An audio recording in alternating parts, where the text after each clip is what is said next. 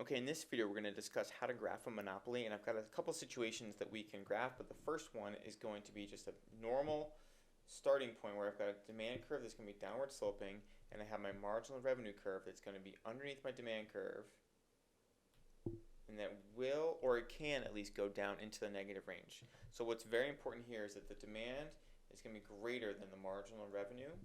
The other thing that I do want to add in, and this is really for us, that's to help us out, the demand curve is also going to be the same as the price. So when I say at this quantity, what will the price be? We're going to look to the demand curve to find that out. This is also, and this is not as big of a deal, but this is also going to be our average revenue, which will be our revenue divided by our quantity. That should be our price. So in this case, what I've got is I have a situation where the demand is downward sloping because this firm is also the market, and I have my added revenue, my marginal revenue, down below zero. Now because this is a typical firm that faces typical costs, I'm going to have my marginal cost curve look more like a check mark or like a swoosh, where it's going to go down and then come back up. And then from here, this is the part where things get a little bit different, where my marginal revenue crossing my marginal cost curve, I'm still going to worry about that, and this is still going to give me my quantity, but where we find the price is going to be a little bit different. In the past, we've gone straight across to find the price, and we're not going to do that here. I think you can imagine a situation where if you're the one person that sells this good, you might be more interested in charging as much as possible. And of course, if you're the monopoly, you want the highest price you can, and the highest price that you can charge is actually given to you here, is represented by the demand curve. So if I go straight up to the demand curve to this point here, and then I go straight across, that's going to give me the price. I'll do $M for monopoly, but that's going to be the price that the buyer is going to be willing and able to spend. So for that quantity, anything higher will be above the demand curve up here, and that's going to be a situation where the person's not willing to buy it at that price. So we can't charge that, but we can charge as much as we can, and that is shown right here at the demand curve. So we're going to go up to the demand curve and over. So you've just figured out your price and your quantity. So very quickly, if I were to shade this in, this rectangle here is P times Q. So this rectangle here is going to be my total revenue. And it'll always be that case. At this profit maximizing quantity, I'm going to go up to the demand curve and over to get my price. But I'm going to be working in here, so I'm actually going to delete this for right now. And the way that you can decide if you have a profit or a loss is by the location of your average total cost curve. And so in the book, one of the first things that they ask you to graph is going to be a monopoly that's earning an economic profit. And so I'll do that one now. And with that, I'm going to want your average total cost curve to, first of all, it needs to cross marginal cost at its lowest point again, and it needs to be underneath that point right there, because that's going to be our price. So what I'll do is I'll put my average total cost in. Maybe I'll start it up high, have it come down, and then it hits the marginal cost curve, and then it ends up going back up.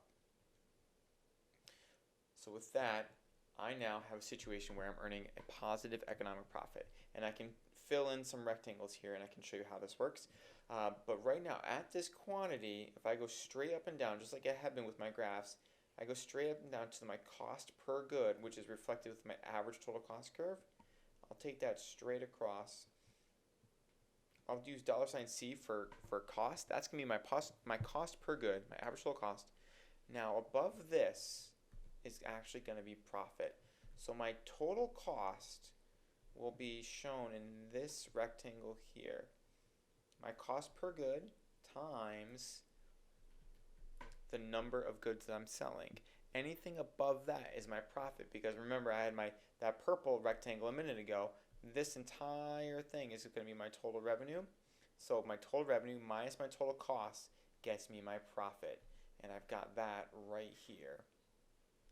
From the price down to my average total cost and then across. So this green rectangle up above is going to be my profit. I'll do it this way. So you've got some profits here in this case. So this would be an example of a monopoly that's earning an economic profit. I have one down below where I can show you an example of a monopoly that might be earning an economic loss. Now this is possible. Just because it's a monopoly does not necessarily mean that it's going to be profitable. So I want to start with my demand curve that's downward sloping. marginal revenue curve will be underneath my demand curve. Clean this up. I'll do my normal marginal cost curve. Now in this case, I'm going to have my profit maximizing quantity right here, or this is actually going to be our loss minimizing because we are going to have losses in this situation. So I'll do quantity for max and price for max. So this is where the firm is best off. Now for this to be accurate, you need to have your average total cost curve not only above this point, but it needs to be entirely above the demand curve. So I'm going to draw this up here, have it come down and then back up once it crosses my marginal cost curve. So that would be an example of a firm that's earning a negative profit or be incurring an economic loss. So really quickly, I can show you again, if I do this, if I go straight up past the demand curve up to the cost per good and then straight over, that's going to give me, that's going to give me my cost per good. So this entire rectangle in purple now is my cost times my quantity. So this entire thing is total cost. But my total revenue I've got in green, my price times my quantity. So the purple rectangle is going to be greater than the green one. So in this case, that added area is going to be my losses. So if I go straight down, straight across, down to my price. So my average total cost minus my price, these will be our economic losses. Sometimes you might see a situation where you don't necessarily draw your average total cost curve perfectly. For this to be correct, this needs to be 100% above the demand curve. I don't want that to slip underneath the demand curve at all at any point. So meaning you can't do something like this. I'll draw it in orange. You can't have it start here, come down, and then up. That won't work, and this won't work either. Maybe we'll do it a little better. Or if I started here and then go back up, something like that, where in this case, if you zoom in, you can see that the average total cost curve is greater than the price, but if we just lessen our quantity, if we reduce our quantity, then we get to a situation right here where the demand curve is now greater, and I don't want that. So I want my entire average total cost curve to be above the demand curve, and that's what we've got right here.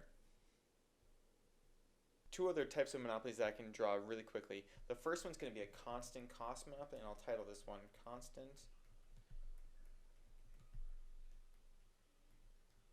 And you'll see this in the textbook, and this can occur where the costs are going to be about the same no matter what the output is, or in our quote-unquote relevant range of output, the cost will be the same. So I've got my same demand curve and my same marginal revenue curve. And then you might have a curve that goes straight across. And this could be your marginal cost.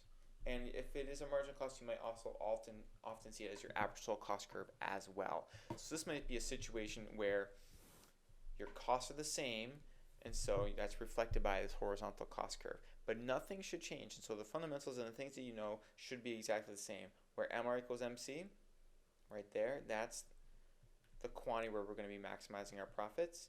We're going to go up to the demand curve. We're going to go over, and that will be our price. So our total revenue would be that rectangle I just made.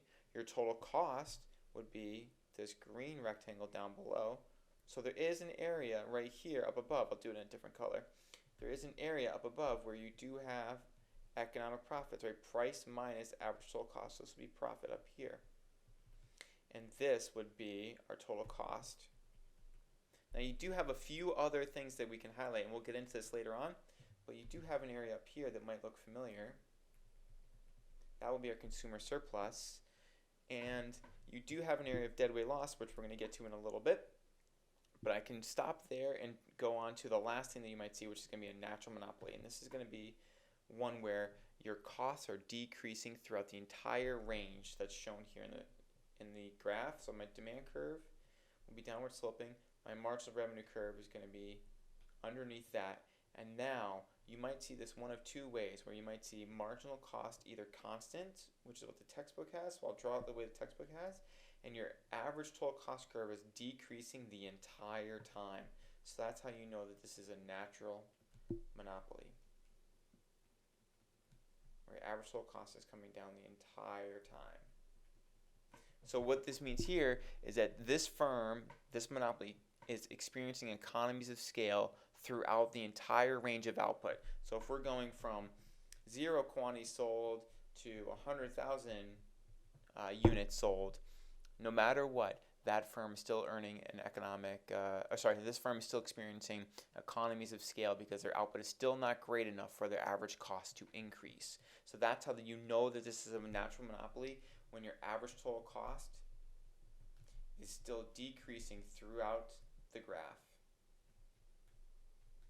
throughout the range of output, I'll say, shown on the graph.